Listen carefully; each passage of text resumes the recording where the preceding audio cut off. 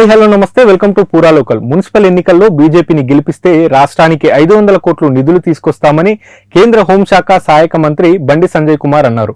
Huzurabad corner meeting లో ఆయన మాట్లాడుతూ గ్రామ పంచాయతీలకు కేంద్రం తాజాగా 259 కోట్లు విడుదల చేసిందని, కేంద్ర మంత్రి కిషన్ రెడ్డి తాను చొరవ తీసుకోవడం వల్లే నిధులు విడుదలయ్యాయని అన్నారు. కాంగ్రెస్ ప్రభుత్వంలో మున్సిపాలిటీలకు గాడిద గుడ్డు మాత్రమే మిగిలిచ్చిందని చెప్పుకొచ్చారు. తమకు మోసపు మాటలు చెప్పడం చేత కాదని, కాంగ్రెస్ ప్రభుత్వం బీఆర్ఎస్ ల దొంగ హామీలు ఇవ్వలేమని చెప్పారు. కేంద్ర ప్రభుత్వము గ్రామ పంచాయతీలకు 259 కోట్ల రూపాయలను మొదటి విడతగా విడుదల చేసింది. ఇప్పుడే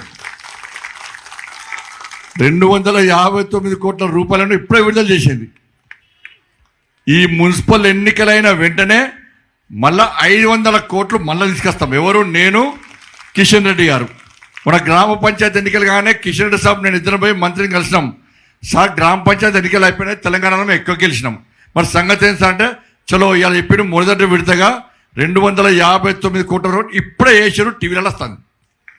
మళ్ళీ మీరు ఇక్కడ మున్సిపాల్లో మమ్మల్ని గెలిపిస్తే మేము పోయి అడిగాను కదా ఢిల్లీ పోయి, సార్ తెలంగాణ మున్సిపాల్ కార్పొరేషన్లన్నీ మొత్తం పువ్వే సార్, వారు వన్ సైడ్ లెక్కనే మొత్తం పువ్వు అంటారు సార్ అని చెప్పి అడవి బల్లగుద్ది అడిగానా లేదా? అడిగితే అప్పుడు ఏమొస్తాయి? మీరు గెలిపిస్తే హుజాబాలో గెలిపిస్తే ఏమొస్తాయి?